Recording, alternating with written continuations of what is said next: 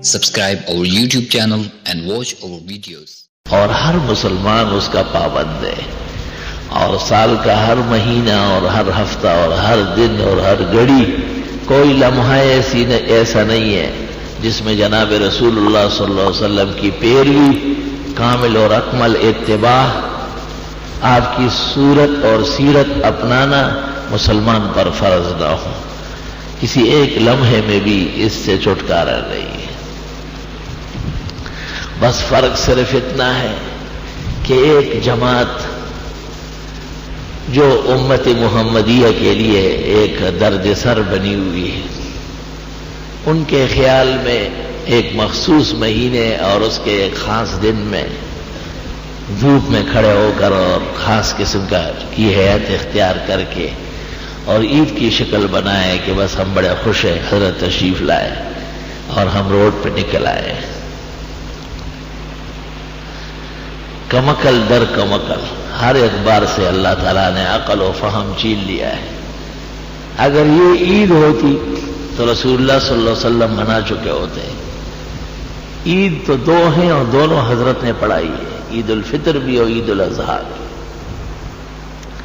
اور اسلامی عید میں کوئی اختلاف ہوتا ہے؟ عید الفطر سعودی عرب میں بھی ہے اور کابل میں بھی ہے، پشاور میں بھی ہوتی ہے اور کراچی میں بھی ہے، امریکہ میں بھی عید ہوتی ہے اور برطانیہ میں بھی۔ کفر کے ملک میں مسلمان رہتے ہیں، وہ بھی دو عید مناتے ہیں۔ رمضان شریف مکمل ہو جاتا ہے تو عید الفطر ہوتی ہے، اور ذی الحج کی 10 تاریخ آتی ہے تو عید الاضحیٰ ہوتی ہے۔ اس میں تو کوئی اختلاف نہیں ہوتا۔ سوال یہ ہے کہ ان عیدوں میں لوگ روڈوں پہ کھڑے ہوتے ہیں۔ عید الفطر کے یہ آداب ہے یا عید الاضحیٰ میں کہ گلشن اقبال کا روڈ بلاک کر لے اور خاص قسم کے عمائم اور ٹوپیاں سر پہ رکھے اور جھنڈے اٹھائے؟ جناب رسول اللہ صلی اللہ علیہ وسلم اور صحابہ تو عید الفطر اور عید الاضحیٰ میں مسجد نبوی چھوڑ کر باہر نکلتے تھے اور آپ خطبہ دیتے تھے ہدایت پر مشتمل، اور پھر 2 رکعت نماز پڑھا لیتے تھے، عید ختم ہو جاتی تھی۔ جو سچی عیدیں ہیں اور واقعی اسلام نے ان کو تسلیم کیا ہے، اور ہمارا اور آپ کا اور کل کائنات کے مسلمانوں کا ایمان ہے کہ عید الفطر اور عید الاضحیٰ سنت طریقہ ہے۔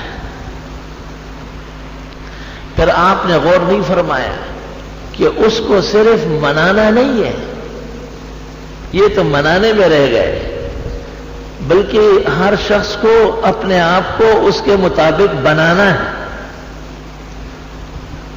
عید الفطر میں حکم یہ ہے کہ جو متمولین اور توفیق والے ہیں وہ فطرے کے بہانے فقراء مساکین کا تعاون کر لیں، اور حکم یہ ہے کہ نماز بعد میں ہے اور یہ کام پہلے۔